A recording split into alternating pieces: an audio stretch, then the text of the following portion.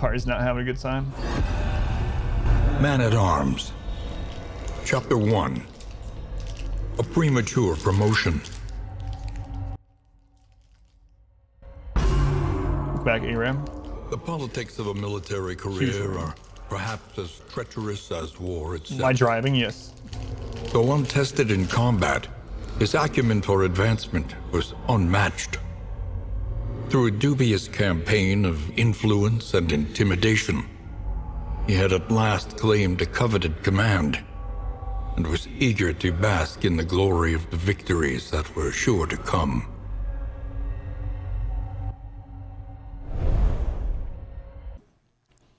Bellow, remove riposte. And you can remove riposte. Darkest Dungeon 2 is a sequel? Yes. To Darkest Dungeon 1. Alright. So I think this is his second one. Anyway. Man-at-Arms, Shrine of Reflection, Echoes of the Past, Clever Repartee, and a Poison Tongue meant nothing on the battlefields.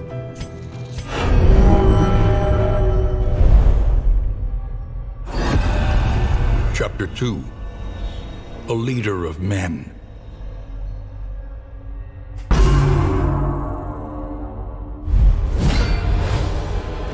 Behold the conquering general, marching his men to victory. Oh, we get to do one. All right. So we have attack, forward 3, and a strength token. We have back, targets block, moves back 3, and we have inspire. Others get speed token. All right, this is pretty interesting.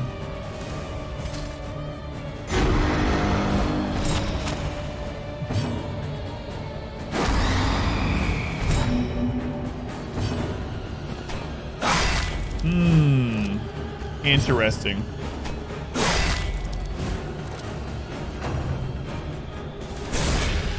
Cowards. A slow dissection. An unavoidable end. Uh-oh.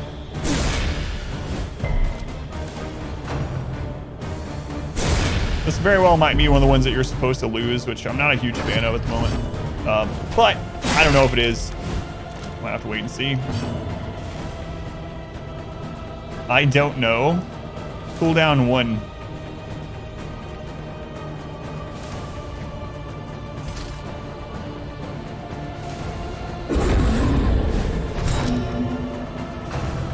Daze them all? He is such a bad commander. These don't seem to be what the Highwind fought. The Highwind was fighting jailers, I believe.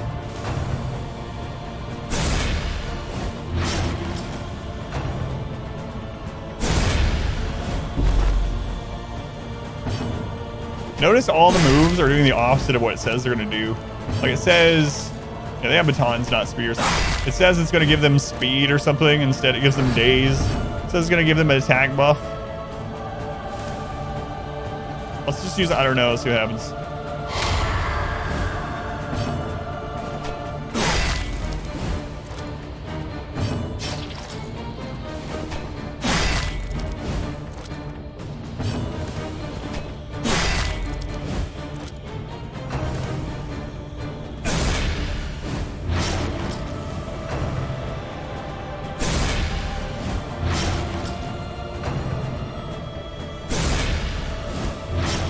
Dissection. An unavoidable end. I'm pretty sure it's one of the ones you're supposed to fail, like in the comic, where he screws this up.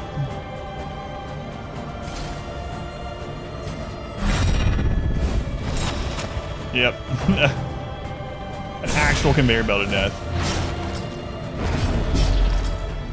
They actually did more damage from I don't know than anything. We should just spam that. This is why you don't lie your way into promotions, yeah? A rout. A massacre. A complete and total failure of command. Of death. Good luck. Hopefully that was quiet. It didn't overlap over the lore for the video. Anyway, stand fast. We unlocked another skill. Cooldown, 2-round cooldown. Puts token on himself. Turn start. So we're starting to get turn start ones, which is interesting. So this is going to put a block token, 2 block tokens, and then at turn start, he gets another one. That's pretty interesting. It overlapped. Oh boy, I'm going to hear about that in the comments. I already got one of those comments last night. It was like something about me being annoying by talking to my stream. Guys, sorry, I can't talk to you more. This is a no commentary stream. All right. It seems okay. I doubt I'm going to use it all that too much, honestly. It just depends. So here's what I feel about this is it can be strong in very situational things. It's really going to depend. I mean, I like a lot of moves on trinkets. My first thought is trinkets is a big one. So this could be really strong paired with some trinkets against certain enemies, but I don't see it as one that I'm going to take like always. Streamers should be seen and not heard. I don't think they want either. All right, the next chapter for the Man-at-Arms at the Shrine of Reflection, Echoes of the Past. Were they dreams, or did I truly see scratches on my arms in the morning?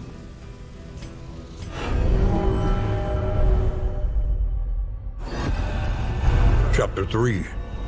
One Eye Open.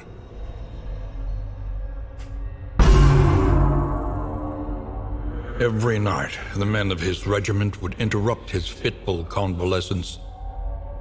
Mutilated and maimed, the spectral garrison clawed at his bed covers, whispering hateful truths in his ears. The exhausted attendants in the field hospital would wake to the sound of panicked screaming and inglorious sobs. It was not the war that had taken his eye. It was pride.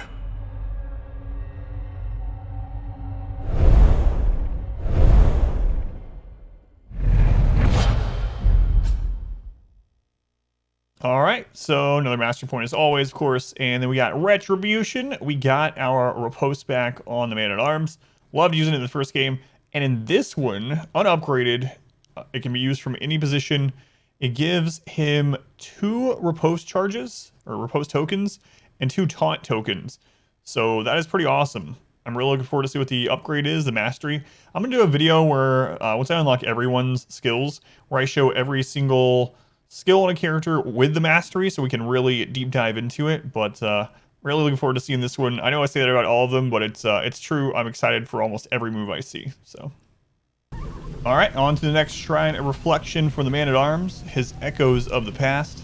I knew I waited for me back there, but I had no rank, and they deserved rest.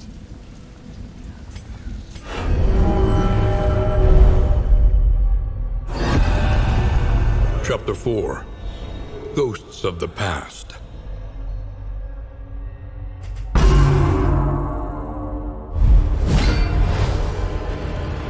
Demoted and disgraced, he returned to the battlefield, ready to endure the wrath of his regiment and grant them some small peace.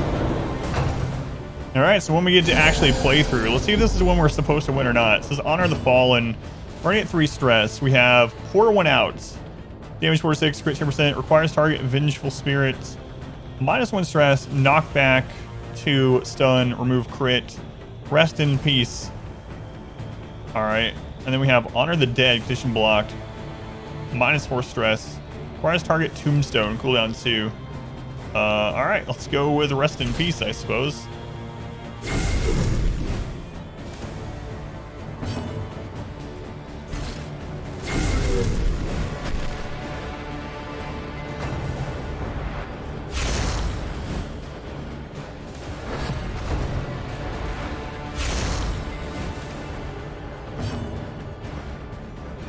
So we're at 3.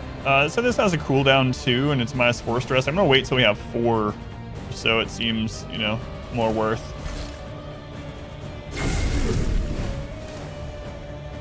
Get the full value.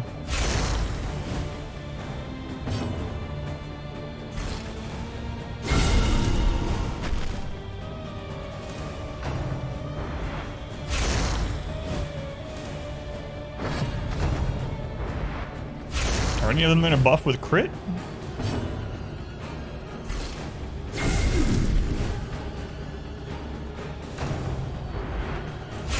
Maybe there's gonna be more after these 4 or something?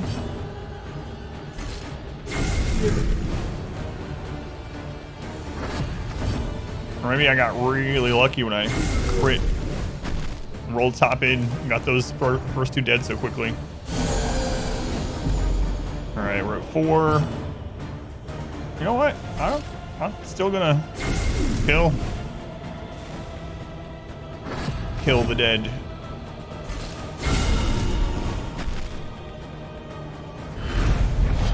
At last, he would sleep undisturbed, and perhaps find some comfort in that murky abyss of dreamless wonder.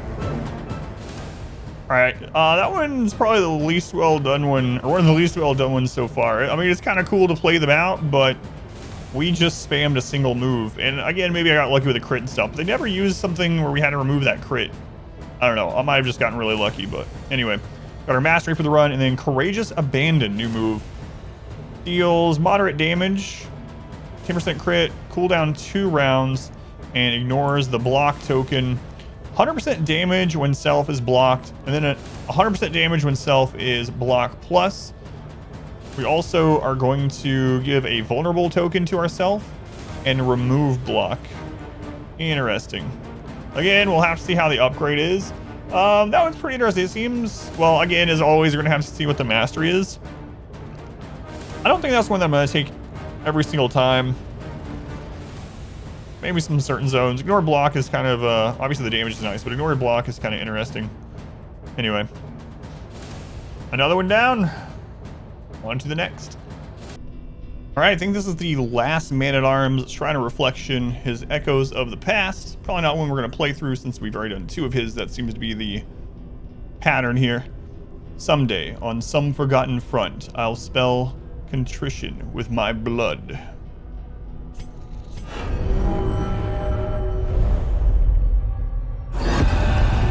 Chapter 5. In the Trenches. He resolved to spend his remaining years seeking atonement in the trenches of bloody battlefields the world over. For him, there could be no respite from the horrors of war, and when at last he was struck down, he would die alone and unremembered. Surely, he deserved no better.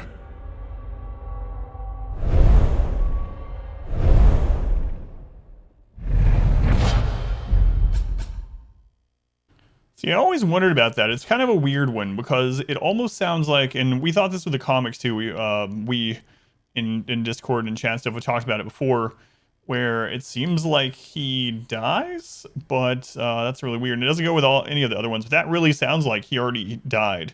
I'm guessing it probably means that that's what he's still planning on doing. That's why he's here. That's obviously why he came to the Hamlet or whatever. But the way it reads or sounds is like he already died. He's dead, but I don't believe that's the case. All right, we got our mastery as always. And the final 2 moves, Command, can be used from any position, cooldown 1, target gets a strength token, and remove blind. Another great pair up with the leper, for instance. In general, blind is pretty common, especially in those like cherub fights. They blind quite a bit with the miasma move they use. We'll have to see what the upgrade does, of course.